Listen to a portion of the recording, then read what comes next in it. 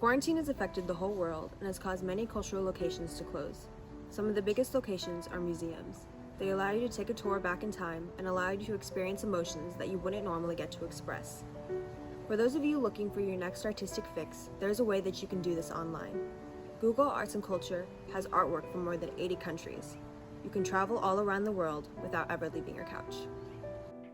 There are 5 museums you must visit while taking a tour of the website. Number 5 on the list is the FIDM Museum and Gallery. This museum was created to honor the students of the Fashion Institute of Design and Merchandising. Its main location is in Los Angeles, but there are other locations in Orange County, San Francisco, and San Diego. The gallery dates back to 1969 by the current FIDM president. One of my personal favorite collections from the museum is the Haute Couture collection. This piece features a Vivienne Westwood corset and wool shorts.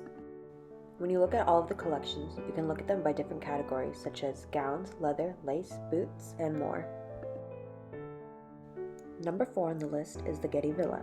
Located off of PCH in Malibu, this museum looks positively picturesque with its pillars and abundance of greenery. Even though the villa is famous for its statues, my favorite collection is their modern art. With work from artists such as Monet, Renoir, Cézanne, and Vincent van Gogh, how can you go wrong with looking at this museum? Number 3 is the Metropolitan Museum in New York. We are going a little further to show a more famous museum that is known for hosting the biggest event in fashion, the Met Gala, but we aren't going to talk about that part of the museum.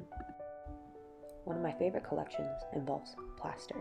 They did so much with it to make statues, architecture, and furniture. But if you're still wondering what else the museum has to offer, then go and look at their other collections. Coming in at number 2 is the Acropolis Museum in Greece. This museum is so high on the list because it is home to half of the frieze from the Parthenon, which just so happens to be right next to it, and you can see the Parthenon in the back of this image. The other half of the frieze is in the British Museum, but the Greek people have been trying to get the complete set back. Another cool feature is the tour guide. You click on the little guy in the corner, and you can pretend like you're walking in the museum yourself. Here, we are looking at the frieze, and the wider pieces are the parts of the stone that is still at the British Museum. And number 1 on the list is the Palace of Versailles in France. This is one of the most extravagant palaces in the world, and is somewhere I have personally always wanted to visit. A cool feature on this museum is the stories that most people don't know about the palace. And a cute extra feature is the quiz, which I definitely took. I'm Marie Antoinette, by the way.